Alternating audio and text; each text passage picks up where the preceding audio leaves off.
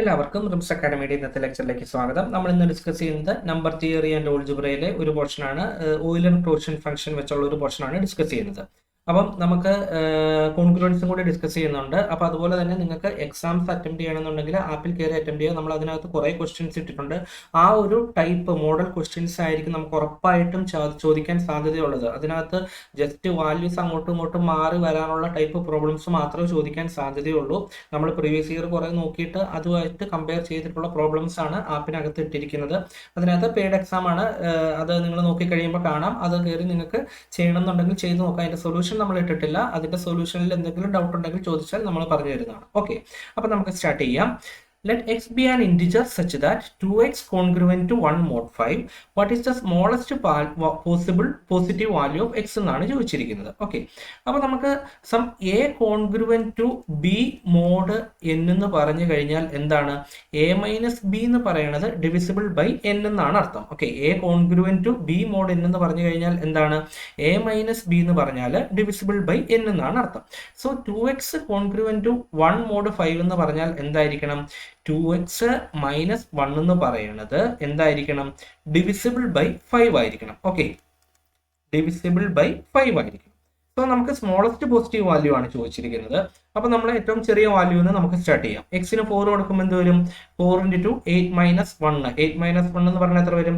7 എന്ന് വരും. 7 എന്ന് പറയുന്നത് ഡിവിസിബിൾ ബൈ 5 അല്ല. സോ ഓപ്ഷൻ എ എന്ന് പറയുന്നത് അവിടെ എന്തായിരിക്കും? തെറ്റായിരിക്കും. ഇനി അടുത്തത് നോക്കിയേ, എക്സ് ഈക്വൽ ടു 5 കൊടുത്തു. 5 കൊടുക്കുമ്പോൾ എന്ത് വരും? 5 × 2 10. 10 മൈനസ് 1 എന്ന് പറയുമ്പോൾ എത്ര വരും? 9 വരും. 9 എന്ന് പറയുന്നതും എന്തല്ല? ഡിവിസിബിൾ ബൈ 5 അല്ല. അടുത്തത് 6 കൊടുക്കുമ്പോഴോ 6 × 2 12. 12 മൈനസ് 1 11 ആണ് വരുന്നത്. 11ഉം എന്തല്ല? ഡിവിസിബിൾ ബൈ 5 അല്ല. അടുത്തത് 8 കൊടുക്കുമ്പോൾ എന്ത് വരും?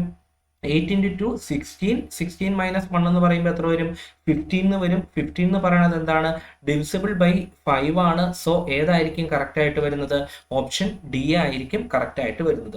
അപ്പൊ ഈ ഇങ്ങനെ വരുന്ന പ്രോബ്ലംസ് ഒക്കെ നിങ്ങൾ ഓപ്ഷൻസ് വെരിഫൈ ചെയ്ത് തന്നെ ചെയ്ത് നോക്കുക. ഒരിക്കലും എന്താണ് നമ്മൾ ഡയറക്റ്റ് ആയിട്ട് ചെയ്ത് നോക്കാതെ ഓപ്ഷൻസ് വാല്യൂസ് ഇട്ട് കൊടുത്ത് തന്നെ ചെയ്യാൻ നോക്കുക. Okay, next one, what is the value of Euler quotient function phi of 100?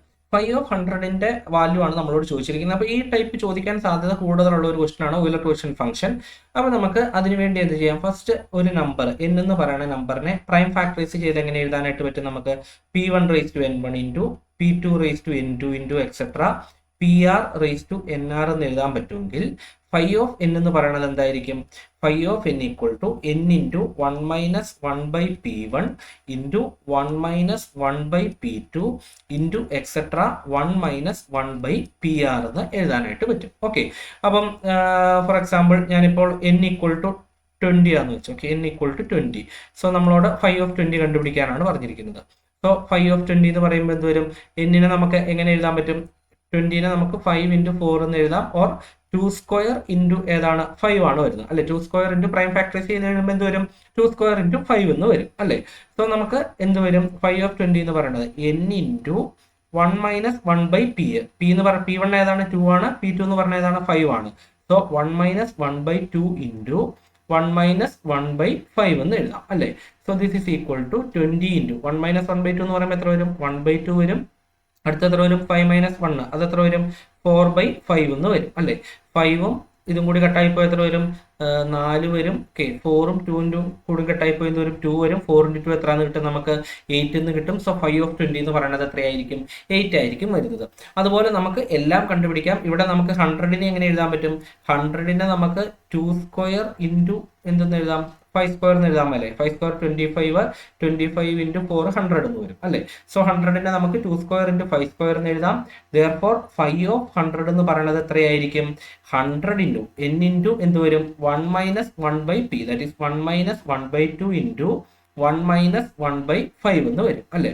So this is equal to 100 into 1 minus 1 by 2 എത്രയാണ്? 1 ബൈ 2 ആണ്. 1 മൈനസ് 1 ബൈ 5 എത്രയാണ്? 4 ബൈ 5 ആണ് അല്ലേ. സോ ഇത് രണ്ടും കൂടി കട്ടായി പോയി എത്ര വരും? 100 ബൈ 5 എത്ര എന്ന് വന്നു? 25 എന്ന് വന്നു അല്ലെ. 100 ബൈ 5 സോറി 20 എന്ന് വന്നു.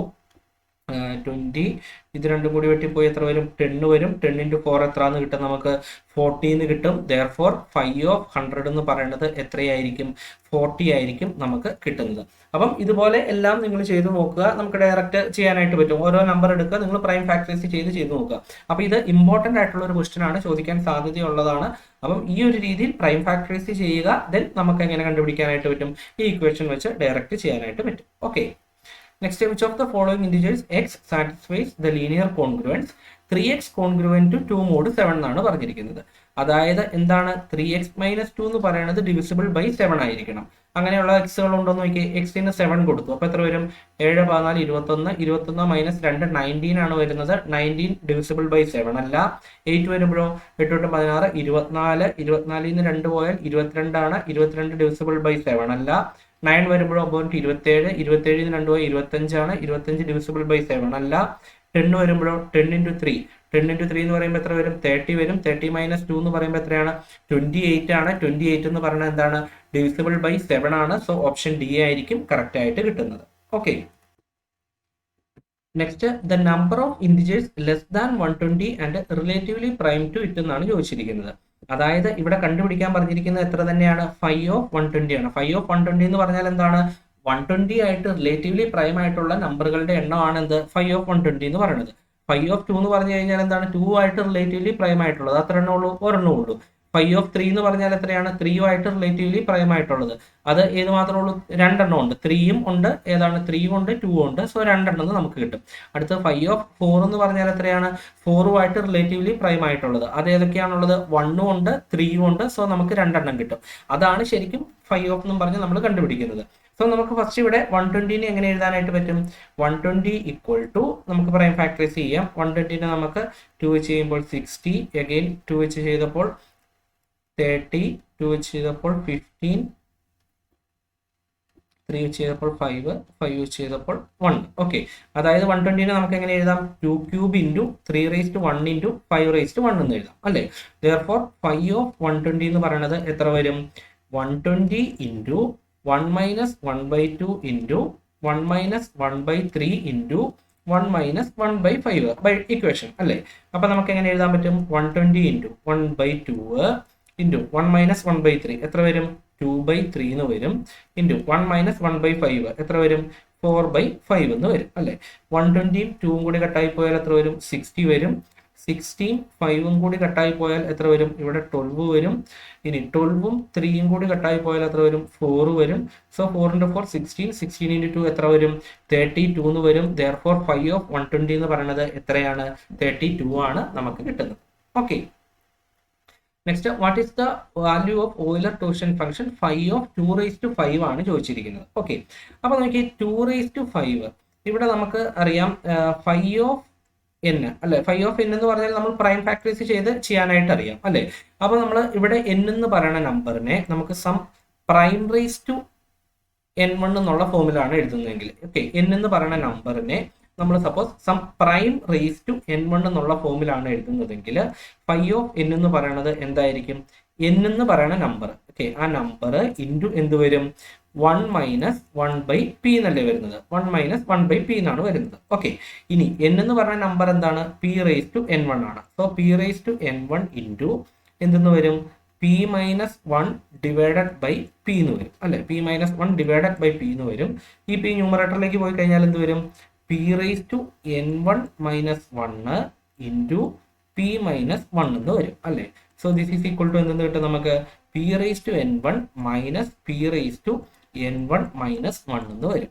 സോ നമുക്ക് തരുന്ന നമ്പർ n എന്ന് പറയുന്ന നമ്പർ സം p⁻n എന്നുള്ള ഫോമിലാണെങ്കിൽ, ഓക്കെ, n എന്ന് പറയുന്ന number some prime raise to n എന്നുള്ള ഫോമിലാണെങ്കിൽ 5 ഓഫ് n എന്ന് പറഞ്ഞു കഴിഞ്ഞാൽ എന്തായിരിക്കും?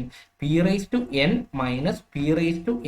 - 1 ആയിരിക്കും. അത് ഇമ്പോർട്ടൻ്റ് ആയിട്ടുള്ള ഒരു ഇക്വേഷൻ ആണ്, ഓർത്ത് വെച്ചാൽ മതി. അപ്പൊ നമുക്ക് കമ്പ്യൂട്ട് ചെയ്യേണ്ട ആവശ്യം വരില്ല. n എന്ന് പറയുന്നത് sum prime raise to n എന്നുള്ള ഫോമിലാണെങ്കിൽ ഫൈ ഓഫ് എൻ എന്ന് പറഞ്ഞാൽ എന്തായിരിക്കും? P raise to n minus p raise to n minus 1 ആയിരിക്കും. ഇവിടെ എന്താണ്? ഫൈ ഓഫ് 2 റേസ് ടു 5 ആണ് പറഞ്ഞിരിക്കുന്നത്. അപ്പൊ എന്തായിരിക്കും? 2 raise to 5 minus 2 raise to 5 minus 1, അതായത് 2 റേസ് ടു 4 എന്ന് വരും. 2 റേസ് ടു 5 എന്ന് പറഞ്ഞാൽ എത്രയാണ്? 32 ആണ്. 2 റേസ് ടു 4 എന്ന് പറഞ്ഞാൽ എത്രയാണ്? 16 ആണ്. സോ 32 മൈനസ് 16 എത്രയാണെന്ന് കിട്ടും? നമുക്ക് 16 എന്ന് കിട്ടും. സോ ഓപ്ഷൻ ബി ആയിരിക്കും നമുക്ക് കറക്റ്റ് ആയിട്ട് കിട്ടുന്നത്. അതുപോലെ തന്നെ നമുക്ക് ഒരു റിസൾട്ടും കൂടി ഉണ്ട്. Phi of M into N എന്ന് പറഞ്ഞു കഴിഞ്ഞാൽ എന്താണ്? Phi of M into phi of N ആണ് എപ്പോൾ? എമ്മും എന്നും റിലേറ്റീവ്ലി പ്രൈം ആണെങ്കിൽ. ഓക്കെ, ഈ റിസൾട്ടും കൂടി നിങ്ങളൊന്ന് ഓർത്ത് വെച്ചേക്കുക. ഫൈ ഓഫ് എം എൻ എന്ന് പറഞ്ഞു കഴിഞ്ഞാൽ എന്താണ്? Phi of M into phi of N ആണ് വെനവർ എം കോമ എൻ, എമ്മും എന്നും റിലേറ്റീവ്ലി പ്രൈം ആണെങ്കിൽ. അതായത് ഇപ്പൊ നമുക്ക് 6 എന്ന് പറയുന്ന നമ്പറിനെ എങ്ങനെ എഴുതാം? 3 ഇൻറ്റു 2 എന്ന് എഴുതാം അല്ലെ? അങ്ങനെയാണെങ്കിൽ ഫൈ ഓഫ് 6 എന്ന് പറഞ്ഞാൽ എന്താണ്? ഫൈ ഓഫ് 3 ഇൻറ്റു 2 ആണ്. ഇവിടെ 3 2 റിലേറ്റീവ്ലി പ്രൈം ആയതുകൊണ്ട് നമുക്ക് എങ്ങനെ എഴുതാൻ പറ്റും? Phi of 3 into phi of 2 എന്ന് എഴുതാം. ഫൈ ഓഫ് 3യുടെ വാല്യൂ എത്രയാണ്? 2 ആണ്. ഫൈ ഓഫ് 2ന്റെ വാല്യൂ എത്രയാണ്? 1 ആണ്. സോ നമുക്ക് എത്രന്ന് കിട്ടും? 2 എന്ന് കിട്ടും. അപ്പൊ ഇത്രയും കാര്യങ്ങൾ നിങ്ങളൊന്ന് അറിഞ്ഞിരിക്കുക. ഏതൊക്കെയാണ് ഓയിലർ ടോർഷൻ ഫംഗ്ഷന്റെ ആ ഇക്വേഷൻസ്? കുറച്ച് ഇക്വേഷൻസ്. ഒന്ന് നമ്മൾ ജനറൽ ആയിട്ട് പറഞ്ഞ ഇക്വേഷന്, അതേതായിരുന്നു? ഈ ഇക്വേഷൻ. ഓക്കെ, ഈ ഇക്വേഷൻ ആണ് നമുക്ക് ഏതൊരു നമ്പറിനെ കണ്ടുപിടിക്കാനുള്ളത്. അതുപോലെ തന്നെ എന്താണ്? റിലേറ്റീവ്ലി പ്രൈം വരുന്ന കേസിൽ ഈ ഇക്വേഷൻ പഠിച്ചു വെക്കുക. അതുപോലെ തന്നെ sum prime raise to n എന്നുള്ള ഫോമിൽ വരുമ്പോൾ ഈ ഇക്വേഷൻ നിങ്ങൾ ചെയ്യുക. അപ്പം ഇതിന്റെ ഒക്കെ നമ്മൾ കുറെ പ്രോബ്ലംസ് ആണ് ആപ്പിൽ അപ്ലോഡ് ചെയ്തിരിക്കുന്നത്. അപ്പൊ നിങ്ങൾ എക്സാംസ് അറ്റംപ്റ്റ് ചെയ്ത് നോക്കുക. അപ്പൊ നമുക്ക് എക്സാം അറ്റൻഡ് ചെയ്യുന്നതിന്റെ കാര്യം എന്ന് പറഞ്ഞാൽ നമുക്ക് ഈ 20 ക്വസ്റ്റ്യൻ എന്ന് പറയുന്നത് ഒരു 20 മിനിറ്റ് കൊണ്ട് തീർക്കാൻ പറ്റുവാണെങ്കിൽ നല്ലതായിരിക്കും. അപ്പം ഇതിന് കൂടാണ്ട് നമ്മൾ ലാസ്റ്റ് പറഞ്ഞിട്ടുണ്ട് മോഡൽ ക്വസ്റ്റ്യൻസും കൂടി അപ്ലോഡ് ചെയ്യുന്നുണ്ട്. ഉറപ്പായിട്ടും ആ ഒരു പാറ്റേണിലുള്ള ക്വസ്റ്റ്യൻസ് ആയിരിക്കും എക്സാമിന് വരുന്നത്.